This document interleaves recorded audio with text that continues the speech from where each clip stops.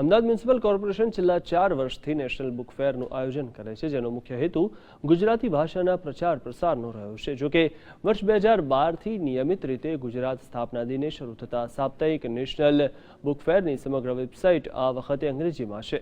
નવાઈ લાગે તેવી વાત તો એ છે કે બુક ફેરમાં આમંત્રિત મોટાભાગના લેખકો, સાહિત્યકારો અને કવિઓ ગુજરાતી છે, પણ સમગ્ર કાર્યક્રમની રૂપરેખા અંગ્રેજીમાં જોવા મળે છે। બુક ફેર ગુજરાતી પણ વેબસાઇટ અંગ્રેજી।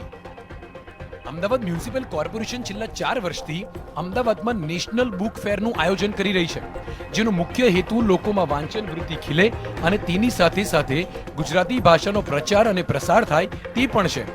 વર્ષ 2012માં તત્કાલીન મુખ્યપ્રધાન નરેન્દ્ર મોદીએ ગુજરાતી ભાષાના પ્રચારને બુક ફેરનો મુખ્ય હેતુ ગણાવ્યો હતો। જો કે આજથી શરૂ થયેલા ચોથા નેશનલ બુક ફેરમાં આ વાત ભૂલાઈ ગઈ હોય તેમ લાગે છે, કારણ કે બુક ફેરની સમગ્ર વેબસાઇટ અંગ્રેજીમાં છે, જેમાં ક્યાંય પણ ગુજરાતીનો ગ જોવા મળતો નથી।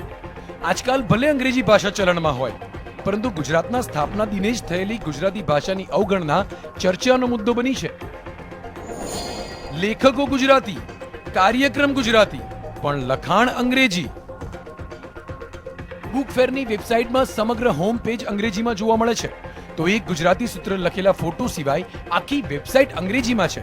હોમ પેજ પર અમદાવાદ મ્યુનિસિપલ કોર્પોરેશનની માહિતી, ગુજરાતમાં સાહિત્યનો ઇતિહાસ, સાહિત્ય અને અમદાવાદથી માંડી છેક મોરારી બાપુના સંદેશ સુધીની તમામ સામગ્રી અંગ્રેજીમાં જોવા મળે છે, જે આયોજકોની માનસિકતા છતી કરે છે।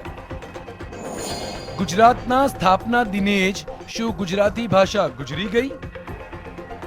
દર વર્ષની જેમ આ વખતે પણ બુક ફેરમાં ગુજરાતી ભાષાના લેખકો સાથેના વિવિધ કાર્યક્રમોનું આયોજન કરાયું છે, જો કે તેની માહિતી પણ અંગ્રેજીમાં જોવા મળે છે।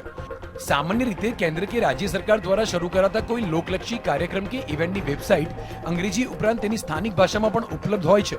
જો કે બુક ફેરના આયોજકો આ બાબતને તદ્દન અવગણે છે, જેનાથી ગુજરાત સ્થાપના દિને જ જાણે ગુજરાતી ભાષા ગુજરી ગયું હોય તેવું લાગે। નરેશ મકવાણા, GSTV, અમદાવાદ।